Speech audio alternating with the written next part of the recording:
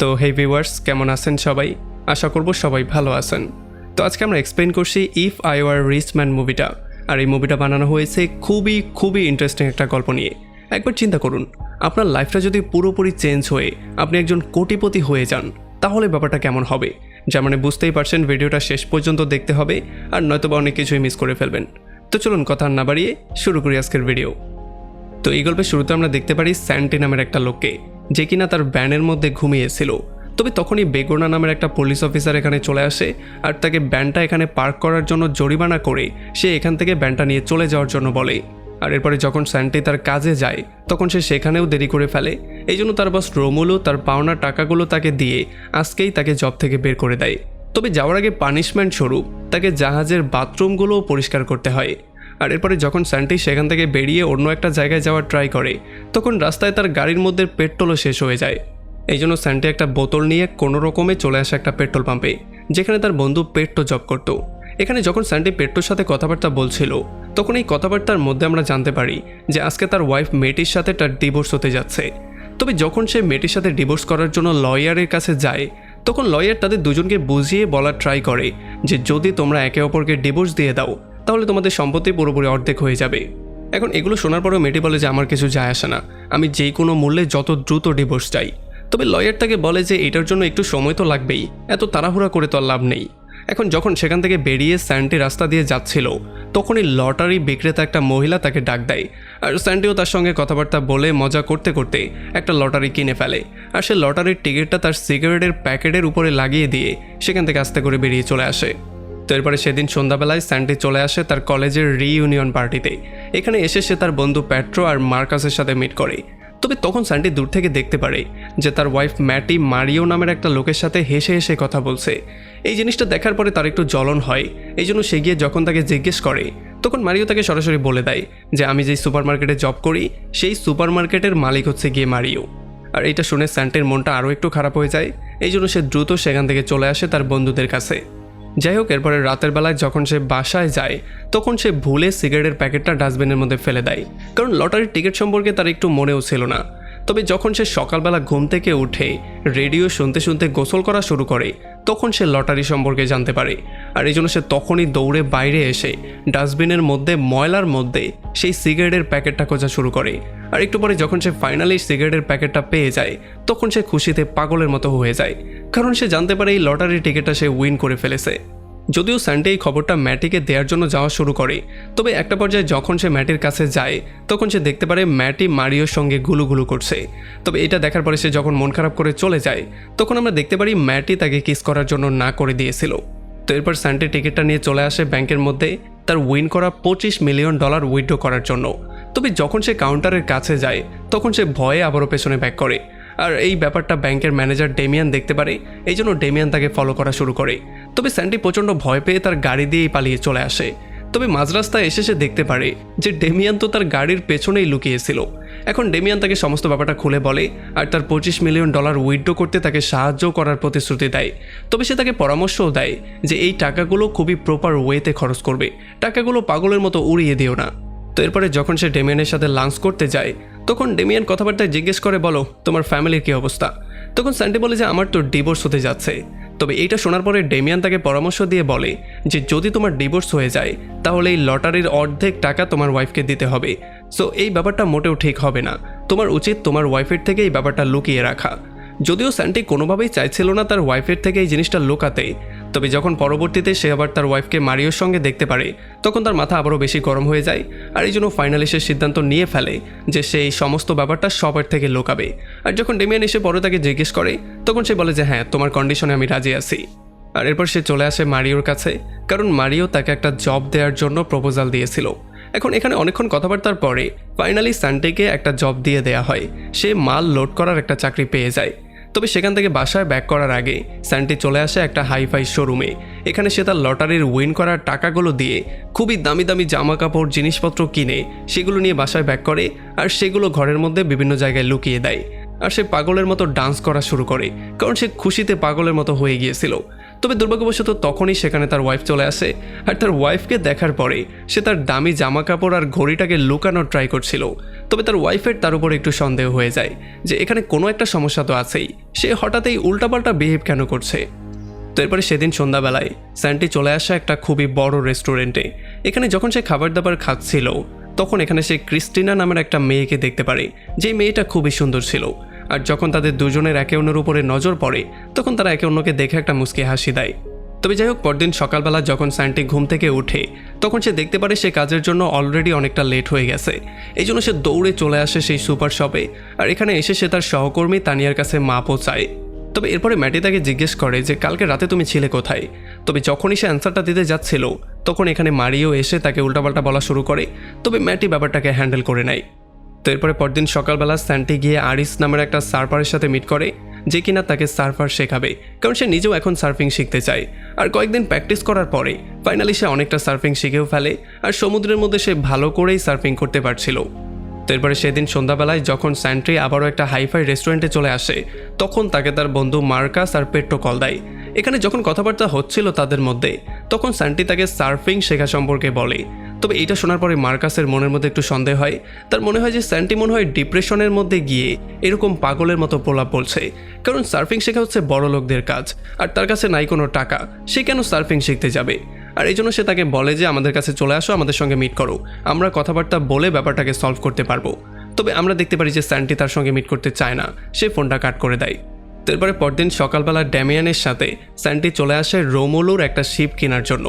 এখানে রোমুলু যখন তাকে দেখতে পারে তখন সে তো পুরোপুরি শকড হয়ে যায়, কারণ সে বিশ্বাসই করতে পারছিল না যে 2 দিন আগে যেই লোকটাকে আমি জব থেকে বের করে দিয়েছিলাম সেই আজকে আমার মালিক হয়ে গেছে। যাই হোক, এখানে স্যান্টি তেমন কোনো কথাবার্তা না বলে রোমুলুর থেকে শিপগুলো কিনে তাকে দিয়েই এখানের বাথরুমগুলো পরিষ্কার করায়। যাই হোক, এরপর যখন স্যান্টি আর ডেমিয়ান দুজনে পরামর্শ করছিল যে এখন তারা নতুন কি কিনতে পারে তখনই তাদের সামনে চলে আসে মার্কাস আর পেট্রো। তাদের দুজনকে দেখার পরে স্যান্টি পুরোপুরি শকড হয়ে যায়, আর সে কিভাবে লুকাবে সেটাও সে বুঝতে পারছিল না। আর যখন মার্কাস আর পেট্রো তার এমন নতুন জামাকাপড় দেখতে পারে তখন তারা পুরোপুরি শকড হয়ে যায়। এত দামি দামি জামাকাপড় স্যান্টি কোথায় পেয়েছে এগুলোও তাদের মনের মধ্যে একটা কোয়েশ্চেন ছিল।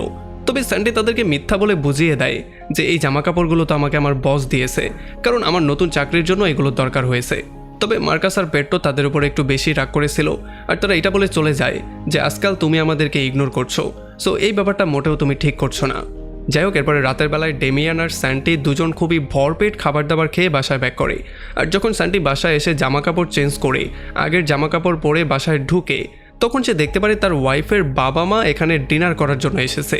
এখন বাধ্য হয়ে তাকেও তাদের সঙ্গে ডিনার করতে বসতে হয়। তবে সে কোনোভাবেই খাবার দাবার খেতে পারছিল না, কারণ তার পেট অলরেডি ভরা, সো এখন সে কিভাবে খাবে। তবে তবুও যখন সে জোর করে একটু ঢোকানোর ট্রাই করে তখন খুব দ্রুতই তার পেট খারাপ হয়ে যায় আর তার বমি আসা শুরু হয়ে যায়। এই জন্য সে দৌড়ে চলে যায় বাথরুমের দিকে। আর যখন সে বাথরুমে যায় তখন ম্যাটের মা ম্যাটিকে জিজ্ঞেস করে যে তোমাদের ম্যারিড লাইফ কেমন চলছে। তখন ম্যাটিও মিথ্যা কথা বলে দেয় যে আমাদের মধ্যে তো খুবই বন্ডিং, আমরা তো খুবই ভালো একটা লাইফ লিড করছি। যাই হোক, এরপরে যখন স্যান্টি আবারও বাথরুম থেকে ব্যাক করে তখন তার শ্বশুর তার হাতের ঘড়িটা দেখতে পারে। এই ঘড়িটা দেখার পরে সে জিজ্ঞেস করে যে এই ঘড়িটার দাম কত। তখন স্যান্টি দ্রুত ঘড়িটাকে লুকিয়ে ফেলে, আর সে বলে যে এটা অরিজিনাল কোনো ঘড়ি না, এটা তো ডুপ্লিকেট একটা ঘড়ি, এটা খুবই সস্তা একটা ঘড়ি। তবে তার শ্বশুর বলে দেখতে তো খুবই সুন্দর লাগছে, মনে হচ্ছে অরিজিনালের মতোই, আমার জন্য একটা নিয়ে এসো। আর তখনই তার ফোনের মধ্যে রিং বাজা শুরু হয়ে যায়। তবে সে তার দামি ফোনটা বের করে কলটা পিকই করতে ভয় পাচ্ছিল।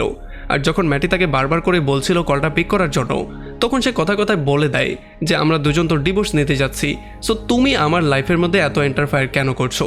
আর এগুলো শোনার পরে তার বাবা মা পুরোপুরি শকড হয়ে যায়। তবে এখানে একটা ঝামেলা পাকিয়ে দিয়ে স্যান্টি যখন বাইরে বেরিয়ে চলে আসে তখন রাস্তায় সে দেখতে পারে তার 2 বন্ধু পেট্রো আর মার্কাস সস্তা একটা বারে বসে সস্তা মদ খাচ্ছে। এটা দেখার পরে তার খুবই খারাপ লাগে, কারণ সে এত টাকার মালিক হয়েও কোনোভাবেই তার কোনো বন্ধুবান্ধব আত্মীয় স্বজনের পেছনে খরচ করতে পারছে না।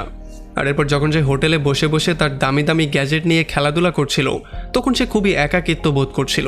আসলে তার কাছে যদিও অনেক টাকা আছে তবে তার সঙ্গ দেওয়ার মতো কেউ নেই। এই জন্য তার মাথায় একটা বুদ্ধি চলে আসে, আর সে ড্যামিয়ানকে কল দিয়ে খুবই গুরুত্বপূর্ণ একটা গোপন প্ল্যানিং সম্পর্কে বলে। আর এরপরে পরদিন সকালবেলা যখন পেট্রো পেট্রোল পাম্পে দাঁড়িয়েছিল তখন তার সঙ্গে মিট করতে একটা খুবই সুন্দর মহিলা আসে।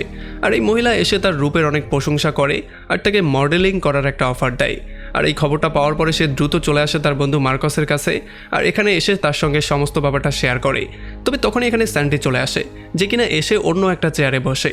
তবে তার বন্ধুরা তাকে ডেকে তাদের কাছে নিয়ে আসে আর এরপরে পেট্রো যে মডেলিংয়ের অফার পেয়েছে সেই খবরটা তার সঙ্গে শেয়ার করে। তবে তারা দেখতে পারে যে স্যান্টি অত বেশি সারপ্রাইজ হয় না, এত বড় একটা নিউজেও সে এত বড় রিয়াকশন দেয় না। আর এরপরে যখন মার্কাস তার বাসায় ব্যাক করে তখন আমরা দেখতে পারি মার্কাস একাই তার দুইটা ছোট ছোট বাচ্চাকে হ্যান্ডেল করছিল আর এটা করতে তার খুবই ডিফিকাল্টি ফেস করতে হচ্ছিল। আর তখনই এখানে তার ওয়াইফ চলে আসে আর তার ওয়াইফ এসে তাকে একটা গুড নিউজ দিয়ে বলে যে তোমার দূরসম্পর্কের একটা চাচা, মানে অনেক অনেক দূরসম্পর্কের একটা চাচা তোমার জন্য অনেকগুলো জমি আর অনেকগুলো টাকা রেখে গিয়েছিল। আর এরপরে যখন ড্যামিয়ান আর স্যান্টি এই ব্যাপারগুলো নিয়ে কথাবার্তা বলে তখন আমরা জানতে পারি যে আসলে এই সমস্ত ব্যাপারগুলোর পেছনে তাদের দুজনেরই হাত আছে। এখন এখানে যখন তারা কথাবার্তায় বলছিল তখনই হঠাৎই স্যান্টি দেখতে পারে মারিওকে। আর মারিওকে দেখার পরে সে যখন ড্যামিয়ানকে তার সম্পর্কে জিজ্ঞেস করে তখন ড্যামিয়ান বলে যে এই লোকটা হচ্ছে বড় একটা হারামি। আসলে এই লোকটা তো ব্যাংক থেকে লোন নেওয়ার একটা নাটক করছে, সে তো আসলে সুপারমার্কেটটাকে বিক্রিই করতে চায়। তবে এই জন্য যেহেতু অনেকগুলো মানুষের চাকরি চলে যাবে এই জন্য সে এমন একটা নাটক করছে যেন সবার সামনে শো করতে পারে যে দেখো আমি কিন্তু সুপারমার্কেটটা টিকিয়ে রাখার অনেক ট্রাই করছি, তবে আমাকে দিয়ে কোনোভাবেই হচ্ছে না। আর তখনই মারিও স্যান্টিকে দেখতে পারে আর এই জন্য সে তার কাছে এসে জিজ্ঞেস করে যে তুই এখন এখানে করছিসটা কি, তোর না এখন ডিউটি টাইম? আর তখন স্যান্টিও বলে যে হ্যাঁ আমি তো ভুলেই গিয়েছিলাম, আমি তার সঙ্গে একটু মিট করতে এসেছিলাম। আর এরপরে সে দ্রুত চলে আসে তার সুপারমার্কেটে।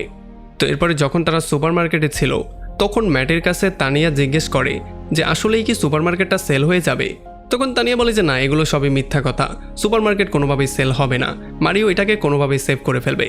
তবে স্যান্টি ম্যাটিকে বোঝানোর ট্রাই করে যে মারিও আসলে একটা নাটক করছে, সে আসলে সুপারমার্কেটটা যে কোনো সময় সেল করে দিবে। তবে তখন এখানে মারিও চলে আসে আর সে এসে ম্যাটিকে ইনফর্ম করে বলে দেয় যে আজকে আমি সকালবেলা তাকে গল্ফ খেলতে দেখতে পেয়েছিলাম। আর এটা শোনার পরে ম্যাটি প্রচণ্ড রাগ হয়ে যায়, কারণ সে ঘরের মধ্যে 2টা পয়সা খরচ করে না আর বাইরে গিয়ে সে গল্ফ খেলে, নবাবির শখ। তারপরে যখন স্যান্টি মন খারাপ করে সুপারমার্কেট থেকে বেরিয়ে আসে তখন সে দেখতে পায় তার বন্ধু মার্কাস আর পেট্রো খুবই চকচকা একটা নতুন গাড়ি নিয়ে তাদের সামনে হাজির হয় আর তাকে গাড়িতে উঠিয়ে তারা বেরিয়ে পড়ে একটা লং ড্রাইভে। এখন এখানে যাওয়ার সময় যখন তারা কথাবার্তা বলছিল তখন স্যান্টির এই ব্যাপারটা একেবারেই ভালো লাগে না যে মার্কাস এই টাকাগুলো দিয়ে তার ফ্যামিলির প্রয়োজন না মিটিয়ে সে এই সমস্ত জিনিসগুলো করে নিজের টাকাগুলো খরচ করছে। তবে এগুলো শোনার পরে মার্কাস প্রচণ্ড রাগ করে, সে বলে যে তোর বাপে কি টাকা দিয়েছে আমাকে? আমার টাকা আমি যেভাবে খরচ করব, আমার টাকা আমি গাড়ি কিনবো না কি কিনবো সেটা তোকে বলতে হবে। তবে তখন রাগ হয়ে স্যান্টিও বলে দেয় যে এই টাকাগুলো আমার টাকা, এই যে গাড়িটা কিনেছিস এটা আমার টাকা দিয়ে কিনেছিস। তবে এই কথাগুলো তারা কেউই বিশ্বাস করতে চায় না, কারণ স্যান্টি নিজেই হচ্ছে ফকির, একটা গাড়ি কেনার টাকা সে আরেকজনকে দান করবে, এইটা কিভাবে সম্ভব? আর একটু পরে মার্কাসও এই গাড়িটাকে কন্ট্রোল করতে পারে না আর এই জন্য তারা একটা পাহাড় থেকে পানির মধ্যে সোজা গিয়ে পড়ে। আর এরপর যখন কোনো রকমে তারা সমুদ্র থেকে বাইরে বেরিয়ে আসার ট্রাই করছিল তখন স্যান্টিও প্রচণ্ড ভয় পেয়ে চিৎকার করে তার লটারি সম্পর্কে তাদের সবাইকে বলে দেয়। যাই হোক, এরপরে যখন তারা কোনো রকমে সেখান থেকে সেভ হয়ে বাসায় ব্যাক করে তখন স্যান্টি দেখতে পারে তার ওয়াইফকে মারিও কল দিয়েছে, এই জন্য সে প্রচণ্ড রাগ করে সে নিজেও ক্রিস্টিনকে কল দেয়। আর এরপর তারা দুজন মিলে সেই রাতের ডেটে চলে যায়। স্যান্টি চলে যায় ক্রিস্টিনের সাথে ডেটে আর ম্যাটি চলে যায় মারিওর সাথে। এখানে তারা দুজন সব কিছুই করে, তবে তাদের দুজনের কেউই স্যাটিসফাই হয় না। আর এরপরে যখন তারা বাসায় ব্যাক করে তখন তারা দুজন একই সময়ে বাসায় ব্যাক করে আর তারা দুজনেই একে অন্যের সামনে এমন করে নাটক করে যেন আজকের রাতটা ছিল তাদের জীবনের বেস্ট রাত, মানে আজকের রাতে সব কিছু পেয়েছে তারা। আর এরপরে পরদিন সকালবেলা ম্যাটিকে কল দিয়ে মারিও দ্রুত সুপারমার্কেট আসতে বলে। আর যখন সে সুপারমার্কেটে আসে তখন মারিও তাদের সবার সামনে অ্যানাউন্স করে বলে দেয় যে এই মার্কেটটা খুব দ্রুতই বন্ধ হতে যাচ্ছে। সে মিথ্যা কথা বলে দেয় যে আমি অনেক ট্রাই করেছিলাম মার্কেটটাকে টিকিয়ে রাখতে, তবে আসলে আমাকে দিয়ে হয়নি। আর এই ব্যাপারগুলো শোনার পরে ম্যাটের মনটা খুবই খারাপ হয়ে যায়। তবে স্যান্টি তখন তার মনটাকে ভালো করার জন্য তাকে ডিনারের জন্য একটা অফার দেয়। আর যখন এরপরে সে বাসায় ব্যাক করে ততক্ষণে স্যান্টি সমস্ত রুমটা পুরো চকচকা করে ফেলেছে, সমস্ত জায়গায় হোটেলের একটা ভাইব দিয়েছে আর ম্যাটের পছন্দের যেই খাবারটা সেইটাও সে এখানে রেডি করে রেখেছে। তারপরে এখানে কথাবার্তা বলার সময় স্যান্টি একটু ইমোশনাল হয়ে তাকে বলে দেয় যে আসলে আমি বিশ্বাসই করতে পারছি না যে আমরা ডিভোর্স নিচ্ছি। আর এগুলো শোনার পরে ম্যাটেরও মনে হয় যে হ্যাঁ, ভুল তো আমরা দুজনেই করেছিলাম, আমরা দুজনে একে অন্যের কাছে মাপ চাইলেই হয়ে যেত। আর এই জন্য তারা এখন একে অন্যের কাছে মাপ চায় আর এখানে ফাইনালি তারা কিস করে ফেলে। আর এরপরে স্যান্টি হ্যাপিলি তাকে তার লটারি সম্পর্কে সমস্ত ব্যাপারটা বলে দেয়। তবে ম্যাটি এগুলো বিশ্বাসই করতে চাইছিল না, সে মনে করছিল যে স্যান্টি হয়তোবা তার সঙ্গে সিরিয়াস মোমেন্টেও মজা করছে, এই জন্য সে রাগ হয়ে ঘর থেকেই বেরিয়ে চলে আসে। তবে তখন স্যান্টি ম্যাটিকে স্পেশাল একটা রুমের মধ্যে নিয়ে আসে, যেখানে সে সেই দামি দামি জিনিসগুলোকে লুকিয়েছিল। আর এগুলো দেখার পরে ম্যাটিও পুরোপুরি শকড হয়ে যায়। তবে সে তাকে জিজ্ঞেস করে যে এতদিন পর্যন্ত তুমি এগুলো আমাকে কেন বলোনি। তবে স্যান্টি কথাটাকে পুরোপুরি ঘুরিয়ে পেঁচিয়ে কোনো রকমে তাকে কনভিন্স করে ফেলে। তারপরে পরদিন সন্ধ্যাবেলায় স্যান্টি আর মার্কস চলে আসে পেড্রোর মডেলিং শো দেখার জন্য। তবে যখন এখানে সে মডেলিং করছিল তখন কেউই তাকে পছন্দ করছিল না, সবাই তাকে নিয়ে হাসাহাসি করছিল। এই জন্য বেচারা পেড্রোর প্রচণ্ড মন খারাপ হয়ে যায় আর সে আবারও তার ফ্রেন্ডের কাছে ব্যাক করে। আর এরপরে পেড্রো আর মার্কাস মিলে স্যান্টির উপরেই দোষারোপ করা শুরু করে যে তুমিই আমাদের জীবনটাকে নষ্ট করে দিয়েছো। আর এগুলো শোনার পরে বেচারা স্যান্টিও পুরোপুরি শকড হয়ে যায়। সে চিন্তা করে আমি লাইফ বরবাদ করে দিয়েছি কিভাবে? তোদেরকে টাকা দিয়ে কি তোদের লাইফ আমি নষ্ট করে দিলাম? আর এরপরে পরদিন সকালবেলা স্যান্টি ড্যামিয়ানকে কল দেয় আর তার হিসাব নিকেশ সমস্ত ব্যাপারগুলো বুঝে নিয়ে তারা আর কখনো মিট না করার প্রমিস করে। আর এদিকে আমরা দেখতে পারি ম্যাটের বান্ধবী লরেন স্যান্টির উপরে কেস করার জন্য বলে, যাতে করে তার অর্ধেক টাকা সে পেয়ে যায়। আসলে সমস্ত সংসার ভাঙার পেছনে আমার মনে হয় মেয়েদের বান্ধবীরাই দায়ী। তারা এমন এমন কিছু পরামর্শ দেয় যেগুলো আসলে হজম করার মতো না। তবে যাই হোক, তখন ম্যাটি একটু চিন্তার মধ্যে পড়ে যায়। তবে তখন সে দেখতে পারে যে স্যান্টি তো নিজেই ইচ্ছা করে তার অর্ধেক টাকা তার ব্যাঙ্ক অ্যাকাউন্টে পাঠিয়ে দিয়েছে। আর তখন তার কাছে ডিভোর্সের পেপারগুলো চলে আসে।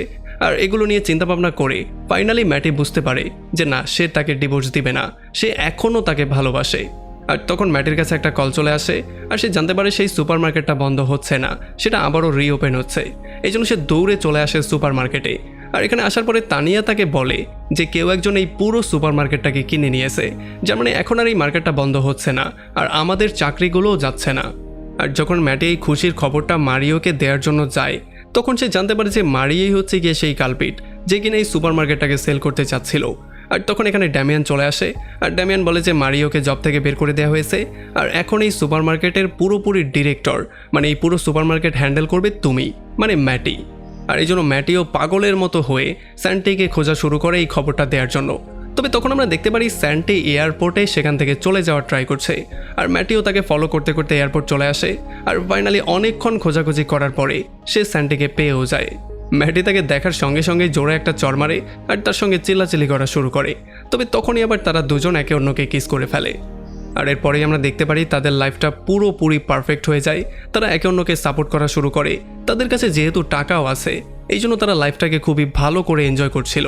আর এমনই একটা ইন্টারেস্টিং পয়েন্টে এই পুরো মুভিটা এখানে শেষ হয়ে যায়। তো আমাকে কমেন্ট করে জানান কেমন লাগলো ভিডিও। যদি ভালো লাগে তাহলে অবশ্যই একটা লাইক করবেন। আর যদি এখনও আমাদের চ্যানেলটা সাবস্ক্রাইব করে না থাকেন তাহলে প্লিজ করে ফেলুন। তো আমাদের দেখা হবে অন্য কোনো ভিডিওতে অন্য কোনো একদিন। Till then, take care.